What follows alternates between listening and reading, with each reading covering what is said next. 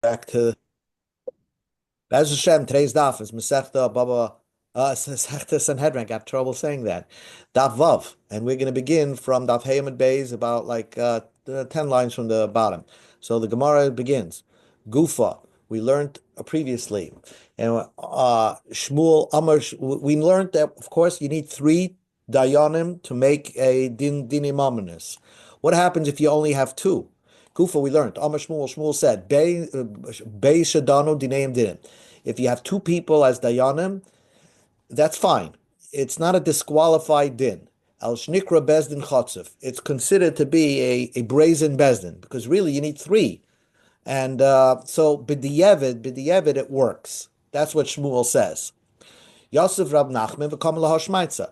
Rab Nachman was sitting and saying over the teaching of Shmuel that B'diyevid, two is fine. It's just not, it's a chutzpah diga bezdin, for whatever that means, but really you should have three. So Esvei Rav Rav Nachman, so Rav asked the question of Rav Nachman, we're going to see in this brisa that seems that if two is not good enough. Because let's say you have afilu shnayim mezakim shnayim mechayvim.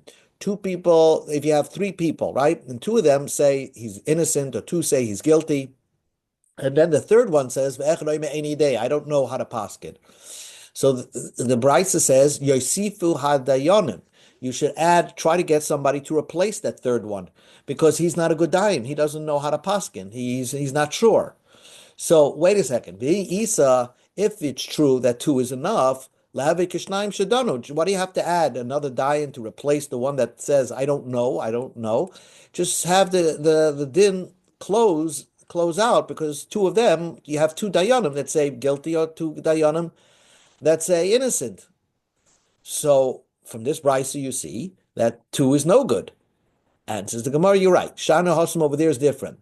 Two is no good when the miikara daiti the tlasa yasivi. When if you first sit down and your intention is to have three dayanim, so then you must have three dayanim when you're finishing off the din, the case. So if one says I don't know, you have to replace him. Hacha, but when you start off with two, lava daita the loss yasiva, you're not sitting down with three, you're starting off with two. You said two should be enough, then it's enough. So that's so Shmuel could still be held, his opinion still holds. That means that if you decide to both litigants say, oh, we'll have two adjudicate our case, that's good enough. Esvei, Rab Shimon, the question against Shmuel. Rab Shimon ben Gamliel Omer, Rab Shimon ben Gamliel says, Hadin, a regular court case, Bishloishi, you need three. Upshara, but if the litigants decide to do a pshara is a compromise. That means a compromise. They're not going to do. They're going to just come to an agreement. Then b'shnaim, all you need is two people. V'yafa koyach pshara mikoyach hadin, and in some way, an agreement is more powerful than a court case. Why? Sheshnaim shedano bali din and yochaylin lachsa b'hem. If you only have two people, two dayanim, two judges adjudicating the case, then the whole thing gets disqualified. Because even if they made somebody guilty and made somebody pay, the other side has to return the money, because there were only two judges and you're supposed to have three. You see clearly that two is no good. But ushnaim shashu psara ein balidin yachoylin lachsabehem. If the litigants agree that two of them that they don't want a judgment, they just want a pshara, a compromise, then once they agree to that, then the litigants cannot retract, because they first agreed to it, both agreed to it, to abide by the compromise. But what you do see so far is that two people adjudicating a case is disqualified case. So so that was the opinion of Shimon ben Gamliel. So we go to Daf Vav Ma'al. Are you going to say Pligi Rabbanan Aleider Rav Shimon ben Gamliel? Are you going to say Rabbanan disagree with Rav Shimon ben Gamliel? Right? And you're going to say you're right. Rav Shimon ben Gamliel holds that two is no good, but the rabbis would disagree with Rav Shimon ben Gamliel. V'amar Rabba Bo said, Shnaim Shadonu Divrei Hakol. Rabba Bo said, and he's another opinion, he says that two people adjudicate a case, everybody agrees, Ein named him. Their judgment is disqualified. It's not a judgment. So we see two is not enough. So the Gemara says, Gabra Karamas. So basically, your question is, how could Rabba Bo disagree with Shmuel? And the truth is, they're two Amoraim. They're two people from the Gemara, Rabba Bo and Shmuel. They could argue, and therefore that's not a contradiction. And Shmuel will say that although you see in the Brisa of Shimon ben Gamliel holds two is no good, but Shmuel would hold that there's another opinion, Rabbanan, who hold that three is good. That two is good, and the Rabbanan argue against Rab Shimon ben Gamliel. So it's not a question against Shmuel. Shmuel can hold his own opinion. Now we go to the other case. We expand the Rabba Bo's opinion. Gufu, we just learned before. Rabba Bo said, Shnaim Shadanu Dine Mamanis, two judges that judge a monetary case. Everybody would agree that's no good. It's disqualified. Esvei, so let me ask you a question. Esvei Rabba Abba asked the question to Rabba Bo. Don es hadin.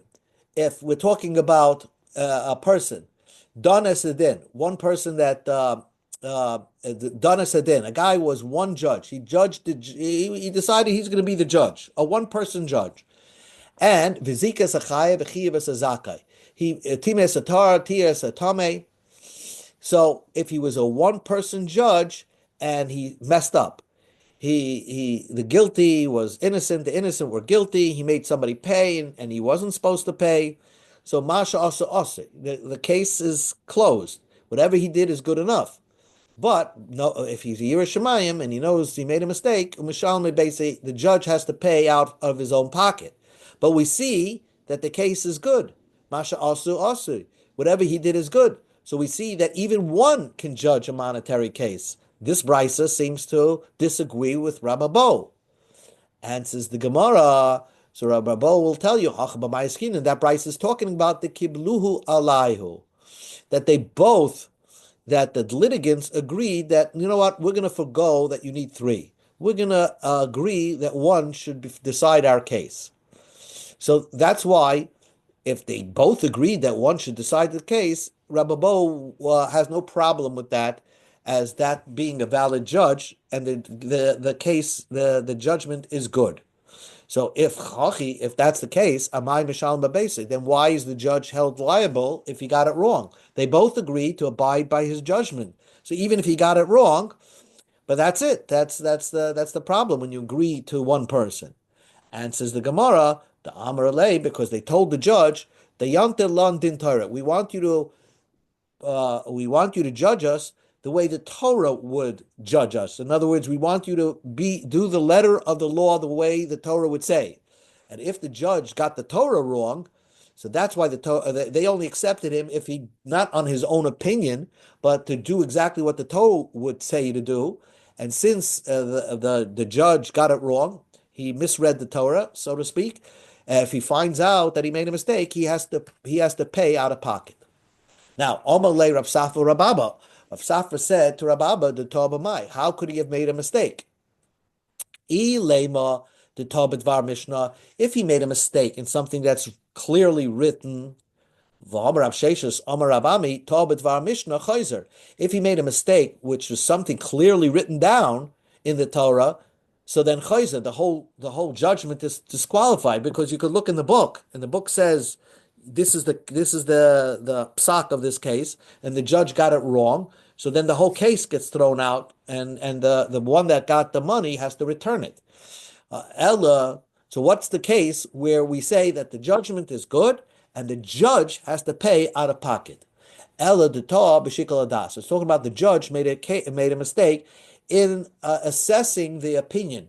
In other words, it's not clear who the halacha is. What's called where the judge got it wrong in knowing who the halacha is, because sometimes in the Shulchan Aruch it doesn't say who the halacha is. Amra Papa Kagoin, For example, Trei Tanoi, Trei Maroi, the Pliga Adol. You have two Tanoim or two Amoraim that argue about a certain case. And the halacha is not written in Shulchan Aruch, not like this one, not like this one. So the judge technically could paskin like any one he wants. But v'sugi de alma aliba de minayu. Most of the sugis, most of the Gemara seem to align itself with one of those opinion. Although it's not written in Shulchan Aruch, you should paskin like that person. But the judge went and paskin like the other one.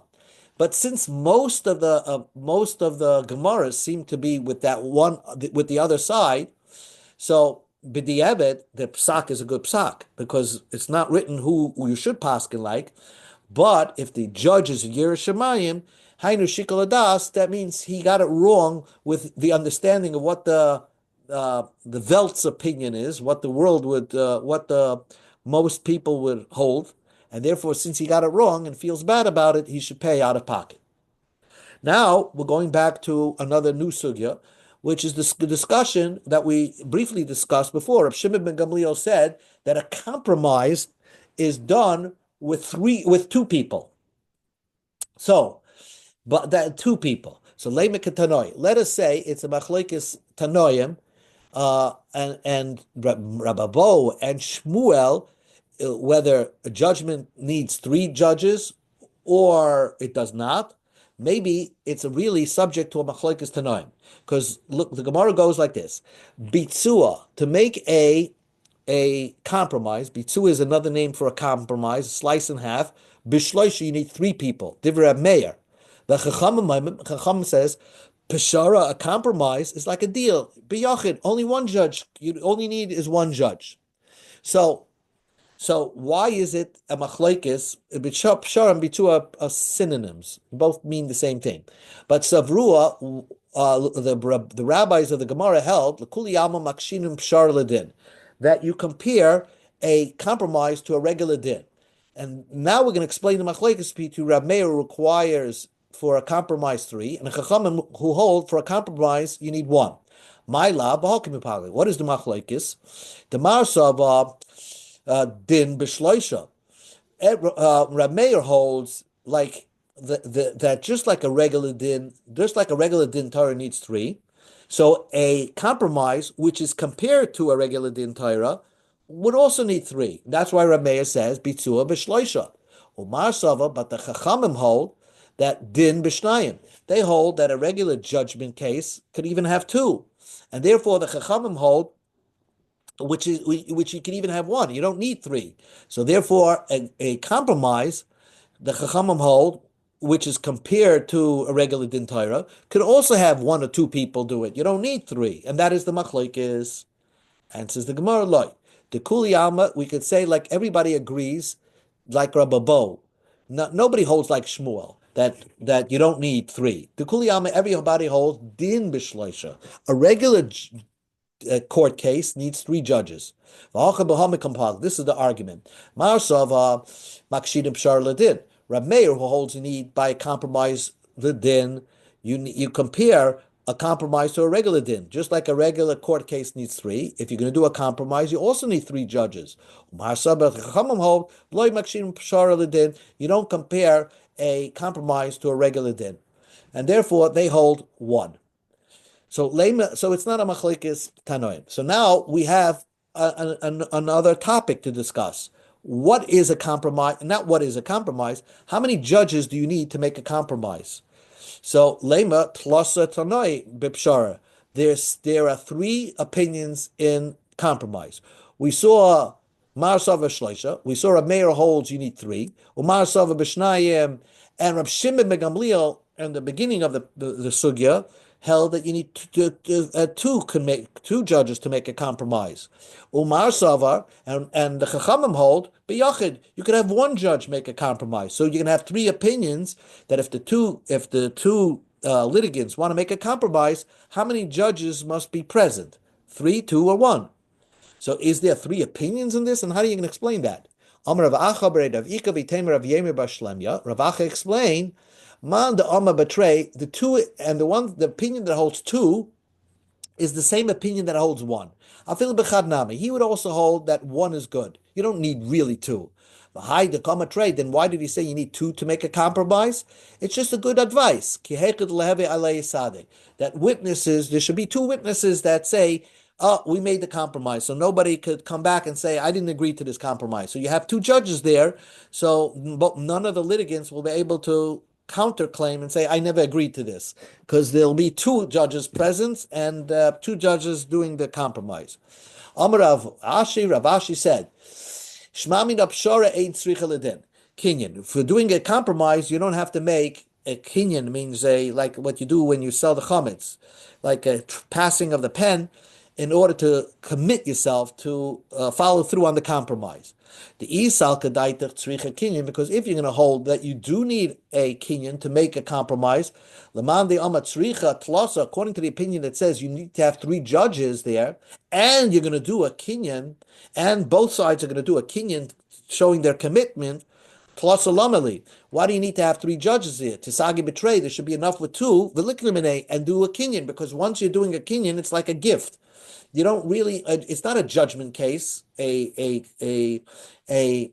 compromise. A compromise basically is where both sides agree to give up their claim.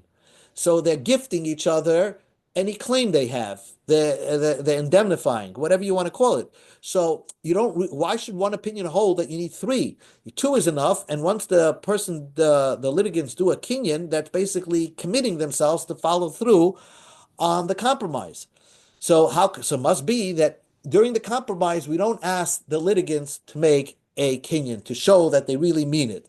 The Hilkasa, but the Gemara says the halacha is that even though we're going to do a compromise with three judges, psharat tzricha kinyan, that we still request from the litigants that even after the judges work out a compromise, they should have a kinyan there to show that they're going to follow through and commit themselves to following through on the compromise. So, Tana Rabbanim, we learned in the Brisa, Kishem Shadin b'shloisha, Kach Bitzua b'shloisha, so your compromise is with three. Just like a regular court case, you need three judges. If both litigants agree to make a compromise, they should also have three judges. Now we're going to go to the other page. Second line. Rab Lazar ben Yair, now, it seems compromise is a very nice thing to do, right? Isn't a compromise a beautiful thing to do? Because it brings the most peace. But the truth is, that's not emes, because somebody is wrong over here. So Rabbi Lazar ben Yair, Rabbi Yosei Galil Aimer on Vava Medbeis, also Livtsoya, a judge should refuse to do a compromise. V'chol ha'betzeya, if you do a compromise, harei zechoite, you're a sinner. And v'chol ha'mavarech as Betzeya, if someone gives a bracha to the judge that always goes for the compromise, he's a liberal judge, he wants peace, so he makes everybody compromise. If you bless such a judge, harei zemanayitz, you're blasphemizing God. If for the judge that agrees to compromise, Beirech, if you bless him, Niyetz Hashem, you're blasphemizing God, because God is justice. Somebody is right, somebody is wrong, and therefore a compromise is not the right thing to do. Ella, what should you do? Rather, Yikavedin Eshar, let the judgment pierce the mountain. I mean, it's a very difficult thing to make somebody wrong and make him lose his investment or whatever it is. But that's what judgment is. And what is you're going to cause somebody such a loss like this with a compromise? At least he could get 50% back. No, Shnema Kimishpat Lelakimi. God decides judgment. So you have to do judgment, and if somebody's going to lose money, that's so be it. Moshe used to say also, Yikav Adin Asahar, let the judgment pierce the mountain. That means it's tough to do judgments. Says the Gemara, that was Moshe Rabbeinu. But Aaron used to try to solve things before they get to court, because once they get to court, you have to follow through on a judgment. But Aaron, before they got to court, he would Oyev Shalom, Meroidev Shalom, he would love peace and pursue peace. So Meishes Shalom ben Adam Mechaveroi, he would put peace between two people and try to have them make a compromise even before they got to the court. Shnema, Torah's emes hoyse befiu, the truth Torah was in his mouth. Ba'avlei limtzim b'svasav, corruption was not found in his lips. B'shalom u'b'meisha halach itay, with peace and fairness went with Aaron, and he held people back from doing some iniquities. In other words, he gave them musar. But we see from here that he was always doing peace first, before letting it go to the judgment. So the first opinion we just learned is that for a judge to do a compromise, that's not the right thing to do.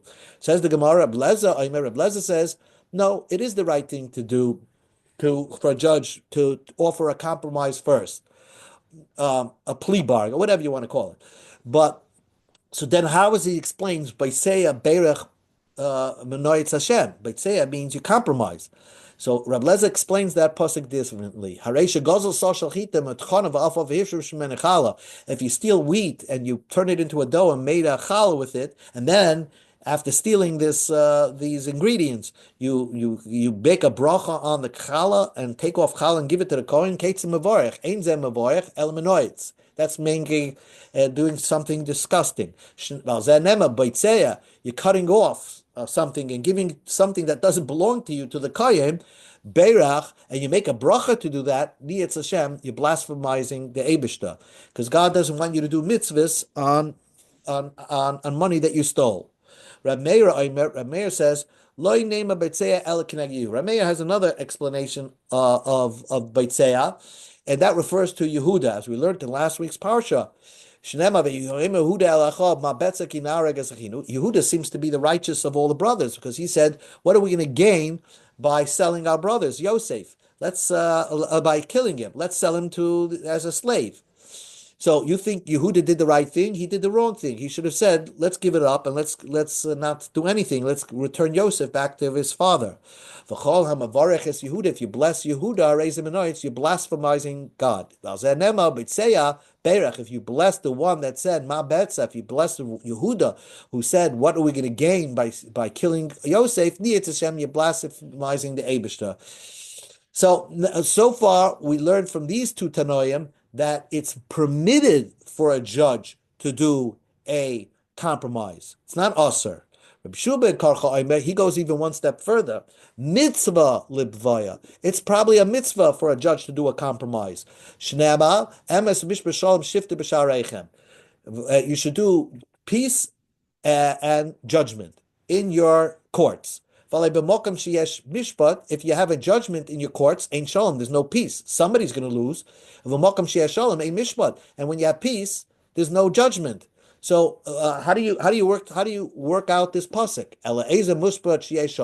How do you work out that in your court you have judgment and peace? If you force a compromise, if you ask them to do a compromise, so each one gets something back, and they give up something. So you have a little judgment and your little peace. David did the same thing. David did always judgment and charity. And charity means you give from yourself. In a court, if there's judgment, so somebody's going to win. And there's no something giving up yourself. And if there's charity, there is no judgment. Because that's just giving and not taking. Mishpat is judgment is you're taking back. How could you have both taking and giving charity, a judgment and charity? If you force a compromise. So we see three opinions. The first opinion is that it's also for a judge to make a compromise. The second opinions are that it's mutter, it's permitted. And the third opinion is it's practically a mitzvah for a judge to do a compromise. So, but according to the Tanakama, that holds that it's also for a judge to do a compromise, how does he learn the pasuk that David did mishpat utzedakah at the same time? He was doing judgment and charity at the same time. So the answer to that question, he's going to learn that David, he paskined a regular judgment case, and somebody lost the case. If it was a poor man that lost the case, David HaMelech would pay out of his pocket to make the poor man not lose. When he saw